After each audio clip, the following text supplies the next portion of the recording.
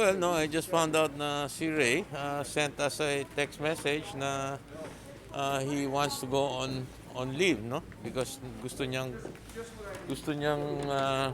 alagaan ang magulang niya. Then I have no problems with that. In fact, it's a noble thing, di ba? That he sacrifices his career for it. Ang problema lang is we found out later on that he's he's somewhere else. No, he's not in LA. So there is some dishonesty there, no? So I mean, he's a great player. He's a potential player. He's a very strong player. But we've got to fix a little bit his character to become a winner. No? So uh, maybe I reached out to him. I wanted to talk to him, so he has not replied. So he hasn't replied. You haven't been able to talk to him after yung No, posting? no. In fact, I texted him twice. So after he texted us that he was he wants to skip this season and because he was going to take care of his mother who is in LA. I texted him. I said privately and told him, Ray, let's talk.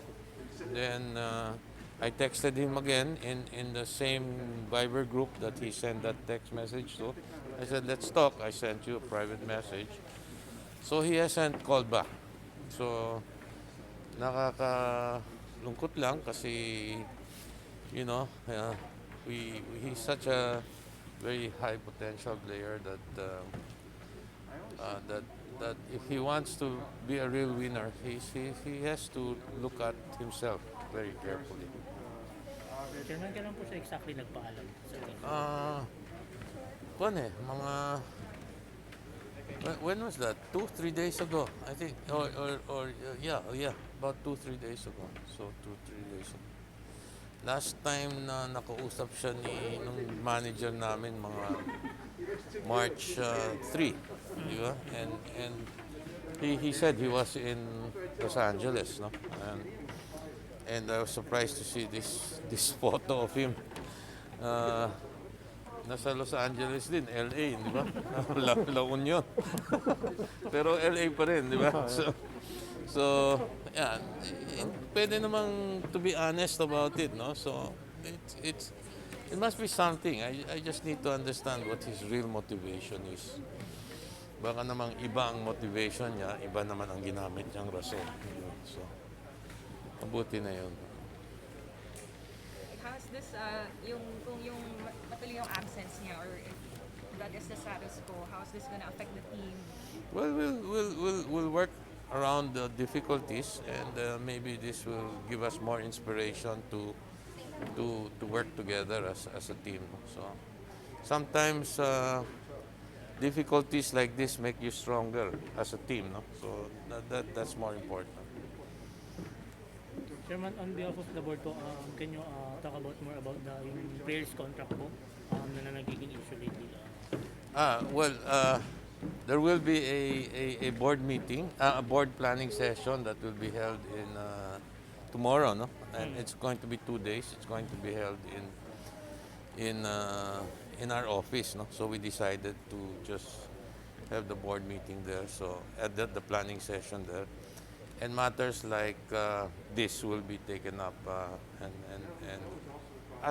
because of the pandemic, no? So we're trying to address everything. So this year has been most difficult, not only for the teams but also for the players.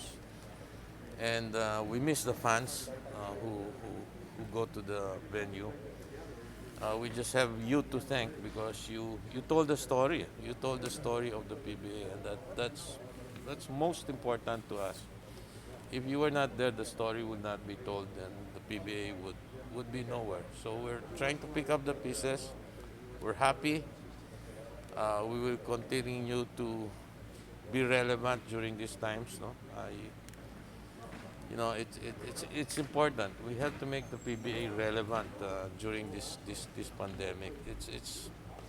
It's difficult, but we will be there. So, laban lang, okay lang, and our priority is also safety for everyone. Chairman, are you planning to elevate yung case ni Bobby Ray sa commissioner?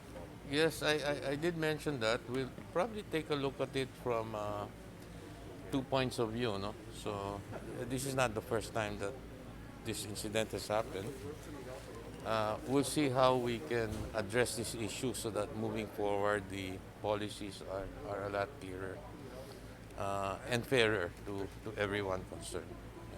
But to be clear, yung rights ni Ray Parks is still with you. I think that's the rule, no? So it's still with us. If he does decide to take on an offer overseas, no, he has to get the permission of SBP because I think FIBA will have to clear it with SBP. And it's normal and customary that that SBP clears it with the PBA, and the commissioner will normally clear it with the team. So that's the process. I think that stays so until it is changed. Chairman, for the record, sino bang manager? Agent ni Ano mo?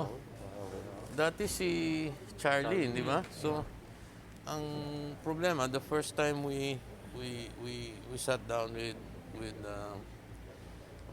Parks, yung first contract niya, wala na dun si Charlie. So I did call Charlie, sabi ko, ikaw pa bang manager? Mukhang hindi na. So he came into I invited him, so he came into my office and he brought a friend with him. Na yung friend niya is a manager, so he said he's his manager and his friend. Mahirap sabihin yung pangalan kasi I think he's an architect, so and a neighbor, so he brought him with him, pero hindi ata accredited sa PBA. So yun. So I think that guy has a lot of influence kay Ray.